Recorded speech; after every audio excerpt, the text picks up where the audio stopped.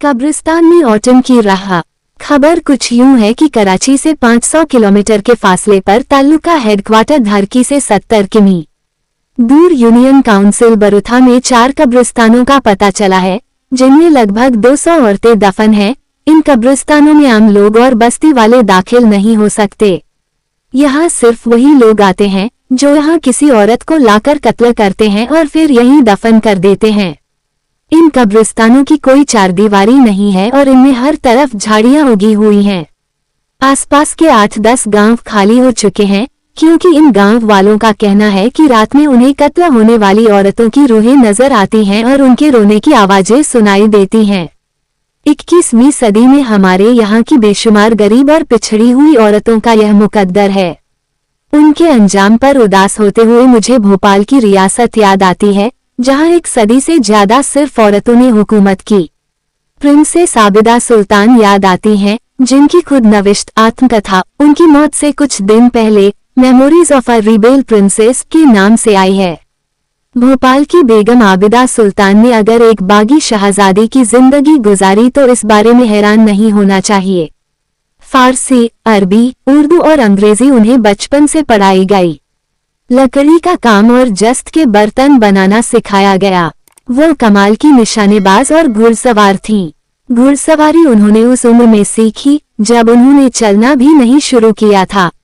वो हॉकी और क्रिकेट खेलती, मौसीकी की शौकीन थीं, हारमोनियम बजाती और हर एडवेंचर में आगे आगे रहती। कार चलाती तो उसकी रफ्तार से साथ बैठने वालों की चीखें निकल जाती। मुहिमजुई एडवेंचर उनके मिजाज का हिस्सा थी। ऐसे में साबिक पूर्व बेगम भोपाल सुल्तान जहां बेगम की निगरानी में कड़े पर्दे की पाबंदी करना उनके लिए एक सजा थी।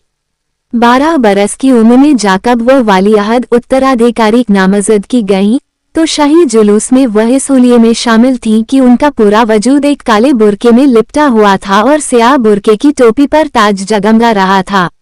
ये सब कुछ आबिदा सुल्तान के लिए अजाब से कम न था। आखिरकार उन्होंने रस्सियां तुड़ाईं, कमर से नीचे आने वाले बाल काटकर फेंके, पर्दा तर्क किया, छोड़ा और भोपाल की सड़कों पर मोटरसाइकिल दौड़ाने लगी। एक मर्तबा घर से फरार हुई और भेस बदलकर हवाई जहाज उड़ाना सीखती रहीं। उधर भोपाल के नवाब उनकी तलाश में हिंदुस्तान भर की खाक छानते रहे।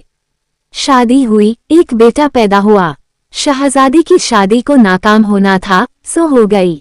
प्रिंसेस आबिदा सुल्तान की खुद नविश्त हिंदुस्तानी अशराफिया खानदानी लोग की एक ऐसी औरत की कहानी है, जिसने बगावत के रास्ते पर कदम रखा और अपने बाद आने वालियों के लिए नई राहें खोलीं। ये खुद नविश्त हमारे सामने भोपाल के महलात से मलीर, कराची के मजाफात, ग्रामीण क्षेत्र और मुल्क चीन से अमेरिका तक जिंदगी गुजारने वाली ऐसी लड़की का किस्सा है, जिसने उस अहद जमाने की लड़कियों और औरतों की आंखों में ख्वाबों के जाने कितने चिराग जलाए। लेकिन मुझे घोट की धरकी के कब्रिस्तान में दफन वे कारी औरतें याद आती हैं, जिनके लिए किसी आंख से आंसू नहीं गिरते और जिनकी कब्र पर कोई चिराग नहीं जलता।